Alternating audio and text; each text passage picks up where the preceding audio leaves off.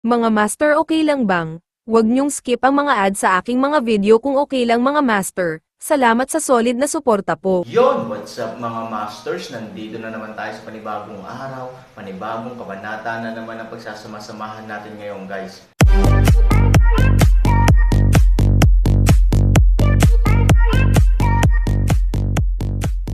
Bali mga masters, kung bago ka pa lang po sa aking YouTube channel, please click the subscribe button, lalong-lalo na po yung notification bell guys, para maging connected pa rin tayo sa isa't isa at maging updated kayo sa mga susunod ko pang video.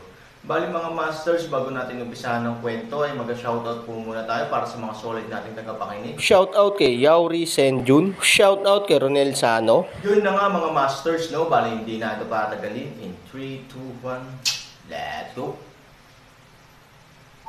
Ang mga tropa ng kaaway ay pangunahin ng nanliligalig at naantala, kaya hindi nila alam kung ano ang gagawin sa Aaron ng ilang sandali. Kung tutusin, walang nakakita ng ganoong kooperatiba na kaaway. Ang nakakaaliw lang sa kanila ay maaari na nilang tuparin ang mga utos na ibinigay ng kanilang nakatataas ng walang anumang pagsisikap. Iyan ay isang magandang bagay. Sa makatuwid, halos lahat sila ay gumawa ng paminsan-minsang sneak attack sa ere, at pagkatapos ay nagtago sa paligid. Ang Aaron sa bilog ng enerhiya ay tila ganap na pumasok sa lying flat mode, nakahiga ng direkta sa lupa kasama ang masasamang matako at natutulog na nakapikit. Ang ikinainis pa ni Lin ay ang paghilik ng dalawang kalakal. Gaano kalaki ang pusong kailangan para makamit ito? Kawawa naman si Linlong. Dahil sa takot sa palihim na pag-atake ng kalaban anumang oras, nakatitig lang siya sa kanyang mga mata at mapanatiling mapagbantay sa lahat ng oras. Tuldok, tirahan ng Panginoon sa lungsod, malinaw na alam ng mga nakakaalam na mayroong mga pagpatay sa lahat ng dako. Maraming mga piling tao ang nakatago sa bawat sulok at sumasakop sa mahusay na mga posisyon. Kung mayroong anumang sitwasyon, maaari silang agad na maglunsad ng isang opensiba at turuan ang kaaway ng isang masakit na aral. Hindi lamang iyon, naglagay din ang bayan ng iba't ibang mga arrays, at mga grupo ng mga monghe na nakasuot ng sombrero at itim na damit ay nakaupo din sa bawat sulok. Masasabing ang buong tirahan ng Panginoon ng lungsod ay lubos na ipinagtatanggol at lubhang maayos sa ilalim ng mabigat na pagkubkob. Kapag nakapasok ang anumang papasok na kalaban, maaari siyang agad na manguna dito para ilunsad ang isang buong katawan at direktang humantong sa isang nakakabaliw na pag-atake tulad ng isang agos ng bundok. Gayunpaman, upang maparalisa ang kalaban sa pinakamalaking lawak, ang mga ito ay nakatago sa dilim. Sa maliwanag na bahagi, halos walang pagkakaiba sa pagitan ng mansyon ng Panginoon sa lungsod at sa karaniwan, at ang mga tao ay abala pa rin sa mansyon. Sa bulwagan ng Panginoon ng lungsod, magkakasamang nakaupo ang lahat. Bagamat walang magandang alak, may magandang tsaa na may prutas. Sa ilang mga lawak, ito rin ay isang mababang kinaluho. Si Mingyu ay nakaupo pa rin sa itaas, kasama sina Ye Shijun at Zhu Yanshu sa kaliwa at kanan. Ang sarap nitong tsaa. Ano ang apelyido mo? Bahagyang ibinaba ni Mingyu ang tasa ng tsaa. Siya ay nasa mabuting kalooban at tinanong si Zhu Yanshu. Ngumiti si Zhu Yanshu, sabihin kay Shenlong na ang tsaang ito ay tinatawag na Chanyo. Spring Rain. Ngumiti si Mingyu, magandang pangalan, lahat ng bagay ay nangangailangan ng ulan at hamog kapag sila ay ipinanganak. Katulad ng sitwasyon ngayon, matagal na tayong naghihintay, at sa wakas ay darating na ang tagsibol. Tumanggo si Zhu Yanshu at sinabing, ang aking mga nasasakupan ay wala rin sa layuning ito, kaya espesyal na hiniling nila sa mga tao na maghanda ng Spring Rain Tea. Hindi nasisiyahang tumingin si Ye Shijun kay Zhu Yanshu at Bam Ulong, napaka first class ang mga kasanayan sa pambabola ni Lord Zhu. Sa isang salita, mukhang nahihiya si Zhu Yanshu. Ano ang kahulugan ng pag-inom ng tsaa? Ayon sa akin, talagang nakakatuwang uminom ng alak ng pagdiriwang pagkatapos makahuli ng Aaron. Sabi mo, hindi ba? Bagamat si Futian ay malubhang nasugatan at wala sa handaan, ang isang grupo ng mga executive ng Ye ay tumanggo tulad ng pagdurog ng bawang at sunod-sunod na sumang-ayon. Oo, gaano man kaganda ang implikasyon, hindi ito kasing ganda ng aktwal. Huwag mong banggitin ang pag-inom ng ulan sa tagsibol. Kahit ang pag-inom ng walang kamatayang luha ay walang lasa kung hindi mo mahuhuli ang Aaron. It doesn't matter if you drink the tea or not. I'm afraid it will stain the tea by making an article on it. Tuwang-tuwa si Ye Shijun sa mga direktor ng mga subordinate na ito. Sinulyapan niya si Zhu Yanshua patagilid at sinabing, Lord Zhu, kung marinig man ang iyong pambabola ay depende sa iyong lakas. Mas mabuting suriin ang katotohanan kaysa pag-usapan ang tungkol sa tsaa dito. Ano ang masasabi mo? Alam ni Zhu Yanshua na nataman siya ng bato. Bagamat talagang nabigla siya sa kagandahan ni Minggayo tulad ni Ye Shijun, hindi siya nang ahas na magkaroon ng ibang ideya. Gusto lang niyang mag-butter up. Ngunit sa anumang kaso, ikaw Shijun ay halatang hindi nasisiyahan. Halatang hindi siya nangangahas na makipaglaban kay Ye Shijun sa kanyang posisyon, kaya tumanggo lang siya. Ang lahat ay nasa iisang bangka. Bakit ka magiging napakagalit kay Lord Zhu? Ibinuka ni Mingyu ang kanyang bibig sa oras na ito, na nagpagan ng pakiramdam ni Zhu Yanshua, ngunit naging medyo pangit din si Ye Shijun. Gayunpaman, bago makapagsalita si Ye Shijun, muling tumingin si Minggayo kay Zhu Yanshua, gayunpaman, hindi makatwiran ang mga salita ni Child Ye. Oras na para itanong kung kumusta ang frontline. Siyempre walang problema sa frontline, kung hindi sila magkakaroon ng leisure na uminom ng tsaa at makipagkwentuhan dito ngayon. Gayunpaman, hindi alam ng isang grupo ng mga tao kung ano ang mangyayari sa hinaharap. Tinitigan ni Zhu Yanshua ang isang commander. Nagmamadaling lumabas ng hall ang lalaki. Ilang sandali pa, isang maliit na sundalo ang nagmamadaling pumasok sa bulwagan kasama niya. Storytelling channel sa YouTube. Pumasok ang sundalo, mahusay na lumuhad at nagsabi, ayon sa mga tagubilin ng pinuno, ipinatupad ng buong piling puwersa ang mga taktika ng pagpigil, gerilya at pagkaantala hanggang Aaron. Ang pagpapatupad ng mga taktika ay nasa lugar. Aaron ay nakulong sa lugar sa loob ng 2 oras. Pagdinig sa unang kalahati, ang isang grupo ng mga tao ay lubos na nasiyahan, kahit na lumampas sa kanilang psikolohikal na mga inaasahan. Ang pagtatatag ng pangalawang larangan ng digmaan ay aabutin ng higit sa 1 oras. Hanggat maaari itong maantala, ito ay magiging isang katanggap-tanggap na ideal na resulta para sa kanila. Dahil dito, magkakaroon ng sapat na oras at mood ang mga talentong ito para makatikim ng tsaa dito sa sandaling ito.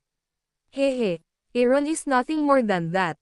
To be honest, I thought it might be more or less mahirap para sa amin na i-delay siya ng 1 oras ayon sa kasalukuyang sitwasyon. Pero ngayon, hehe, ganito na lang siya. Ang isang executive ay tumawa, disdaining sa kanyang mga salita. Ang isa pang ehekutibo ay nagsabi rin, siya ay makapangyarihan, ngunit ang ating mga sundalo ay hindi naman duwag. Sa katunayan, ang ganitong sitwasyon ay makatwiran. Oo, lalo na ngayon ay inihanda na natin ang 2nd larangan ng digmaan. Sa tingin ko ay maaari na siyang magpalaki ng mga pakpak sa pagkakataong ito. Ito ay dapat mahulog sa lungsod. Ito ay dapat na ang lugar kung saan siya namatay. Sa mga salitang ito, ang lahat ng mga tao sa bulwagan ay nasa mataas na espiritu at masaya. Oo, sa paghusga mula sa kasalukuyang sitwasyon, ang lahat ay nasa kanilang inaasahan, kahit na mas mahusay kaysa sa naisip nila. Kaya natural, ang lahat ay nasa ilalim ng kanilang kontrol, at natural na sulit ang kanilang pagtawa sa oras na ito. Mas mabuting bitawan mo na ang Dragon Gate at maging maayos ang sitwasyon dahil Dragon Gate ito. May nagmungkahi, I agree. Napakayabang ng bata. Oras na para malaman niya kung ano ang humility. Oo, Elder Shenlang, mag-utos ka. Hanggat ibinuka mo ang iyong bibig, ibabalik namin ang ulo ng aso ni Aaron. Ang isang grupo ng mga tao ay hindi magagapi. Tuluyan ng sisirain ni Fang Fo ang Aaron sa isang iglap. Ayon sa pangkalahatang sitwasyon, napakaganda ng sitwasyon ng digmaan sa labas, at puno ng dugo ang mga general sa ilalim nila. Bilang kanilang mga pinuno, natural na nagtitiwala sila sa kanila at binubuksan ang kanilang mga kamay sa oras na ito. Gayunpaman, iba si Mingyu sa mga ordinaryong tao. Alam din niyang iba-iba ang mga kalaban nila. Sa oras na ito, hindi siya apektado ng anumang pagnanasa sa ilalim ng bulwagan. Sa halip, tumingin siya sa sundalo, paano natupok ngayon ang Aaron.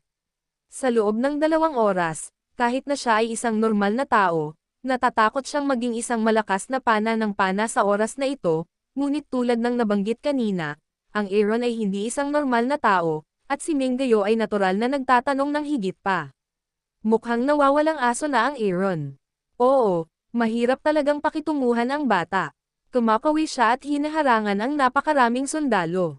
Parang pumatay at naglalaro, pero isang bagay ang hindi niya pinapansin.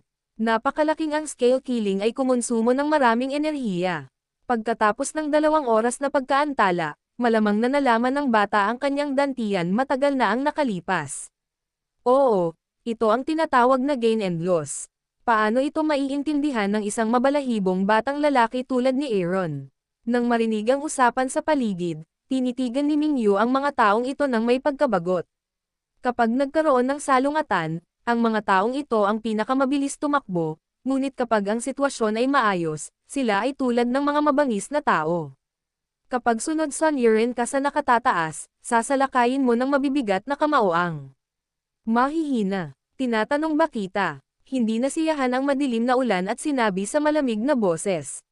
Sa kasong ito, isang grupo ng mga senior executive ang humiling ng isang boring na oras. Mabilis na bumangon si Zhu Yanshua, naglaro ng round game, tumingin sa mga sundalong nakaluhod sa lupa at sinabing, magsumbong ng totoo. Oo, tumango ang sundalo, ngunit pagkatapos mag-alinlangan sandali, tumingin siya kay Minggayon na may kaunting takot. Ito, sa totoo lang. Hindi namin alam. Nang marinig ito, hindi napigilan ng maitim na ulan ang pagsimangot. Ang isang grupo ng mga executive ay lubos ding nagulat. Anong klaseng kalokohan ito? Hindi maliwanag. Ang mga sundalo sa frontline at Aaron ay direktang natupok. Paano ang Aaron? Hindi nila alam. Nang makita na ang lahat ay nagulat at nagsimulang magalit, ang maliit na sundalo ay yumuko lamang. Totoo ang sinabi ng aking mga nasasakupan, itong Aaron sa kanya. Hindi siya sumalungat sa amin, ngunit, nakahiga sa lupa. Natutulog, kaya hindi ko alam ang specific na sitwasyon niya. Ano? Storytelling channel sa YouTube. Siya. Mali ba ang nanay niya? Natutulog ba siya? Pinunasan ni Zhu Yanshua at diretsyong tumayo, puno ng hindi makapaniwala ang kanyang mukha.